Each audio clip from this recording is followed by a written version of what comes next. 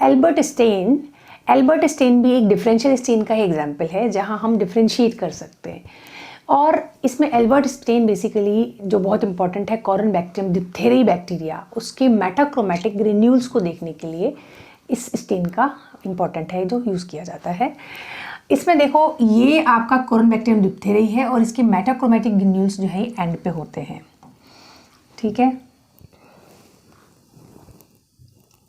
तो आपका जो बैक्टीरिया है वो आपको इसमें ग्रीन दिखाई दे रहा है और ये मेटाक्रोमेटिक ग्रेन्यूल्स हैं। ये आपका कॉरनबैक्टीरियम डिप्थेरियाई, कॉरनबैक्टीरियम डिप्थेरियाई जो है आपको डिप्थीरिया कॉज करता है और इसमें मेटाक्रोमेटिक ग्रेन्यूल्स होते हैं। मेटाक्रोमेटिक ग्रेन्यूल्स, इन मेटाक्रोमेटिक ग्रेन्यूल्स को हम वॉल्यूटिन ग्रेन्यूल्स भी कहते हैं,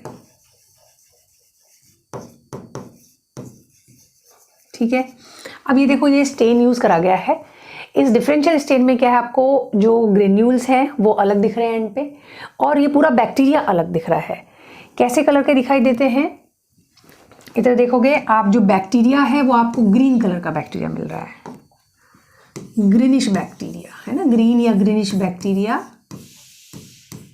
और साथ में जो ग्रेन्यूल्स हैं, जो मेटाक्रोमेटिक ग्रेन्यूल्स हैं आपके,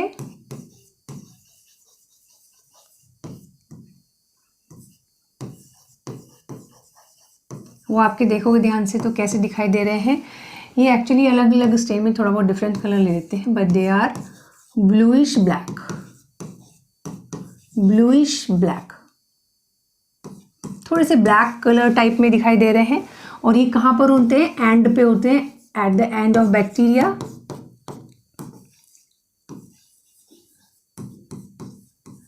थोड़े राउंडेड होते हैं, ठीक है आपका।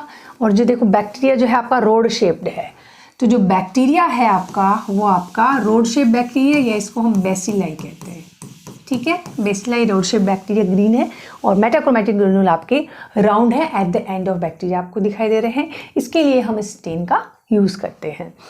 अब इस स्टेन में क्या क्या चीज़ें हैं, कैसे कैसे आप करते हो वो थोड़ा देखना पड़ता है। जो ये वॉल्यूटिन ग्रेन्यूल्स होते हैं ये एनर्जी स्टोर करते हैं, बहुत इंपॉर्टेंट है, बैक्टीरिया को एनर्जी देते हैं, ठीक है। अब हम बात करते हैं इस स्टेन में हम कैसे कैसे इसको स्टेनिंग करते हैं। देखो सबसे पहले तो आप एक बार एल्बर्ट स्टेन 1 एल्बर्ट स्टेन 2 का कंपोजिशन याद कर लो, क्योंकि इसमें 2 स्टेन यूज होते हैं, एक एल्बर्ट स्टेन 1, एक एल्बर्ट स्टेन 2। फिर उसके बाद हम डिस्कस करेंगे कैसे कैसे हम स्लाइड बनाते हैं, कब हम 1 डालेंगे, कब हम 2 डालेंगे। तो एल्बर्ट स्टेन 1 का जो कंपोनेंट है उसमें एक तो होता है मेलेकाइट ग्रीन। आप याद रखो क्योंकि जो बैक्टीरिया है उसने ग्रीन कलर लिया है, इसका मतलब कोई ऐसी डाई होनी चाहिए जिसमें ग्रीन कलर हो। तो सबसे पहले हम एल्बर्ट 1 ही डालते हैं और उसमें मेलेकाइट ग्रीन। तो एक तो आपको याद हो गया मेलेटाइन ग्रीन होता है, ठीक है। आपके जो ग्रेन्यूल्स हैं वो कैसे दिखाई दे रहे हैं, ब्लूइश ब्लैक दिख रहे हैं, इसका मतलब ब्लू कलर का कोई डाई होनी चाहिए, तो उसके लिए है टोलुडीन ब्लू। तो ये 2 आपके याद हो गए बैक्टीरिया को कलर करने के लिए। इसमें क्या है, मेलेकाइट ग्रीन है, और जो मेटाक्रोमेटिक ग्रेन्यूल है उसके लिए ब्लू कलर डाई चाहिए, तो टोलुडीन ब्लू हो गया। एक इसमें एसिड है, ग्लेशियल एसिटिक एसिड, ये भी याद हो गया। एक इसमें अल्कोहल है 95% ऑफ इथेनॉल, और एक इसमें डिस्टिल वाटर है। तो एल्बर्ट स्टेन 1 को याद करना काफ़ी आसान हो गया आपका।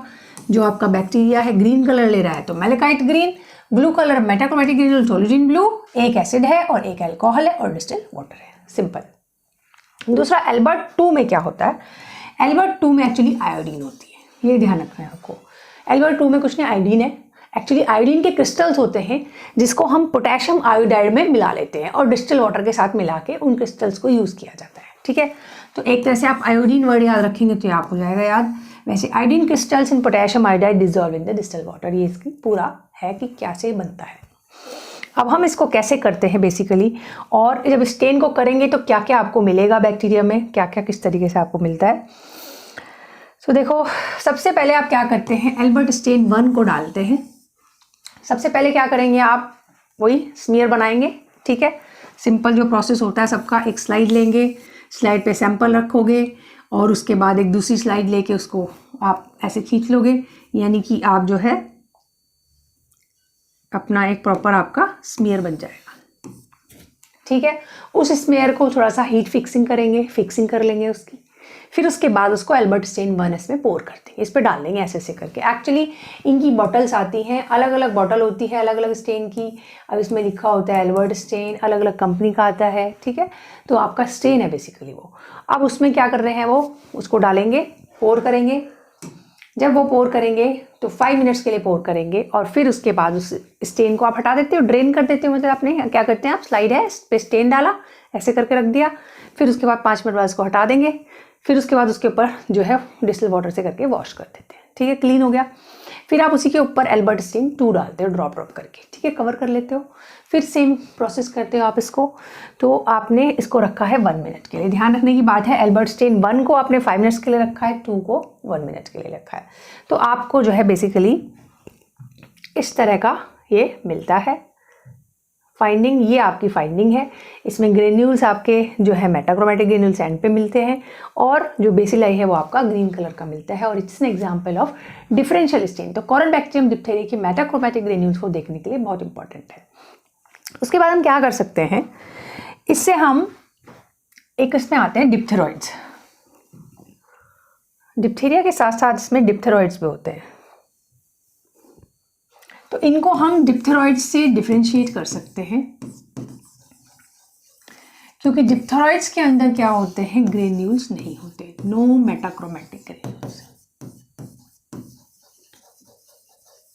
मेटाक्रोमेटिक ग्रेन्यूल्स नहीं होते, उस तरीके से हम इनको डिफरेंशिएट कर सकते हैं। बाकी इसको हम डिटेल में तब पढ़ेंगे जब कॉरेनबैक्टीरियम डिप्थेरिया का इन्फेक्शन के बारे में उसकी लैब डायग्नोसिस को पढ़ेंगे।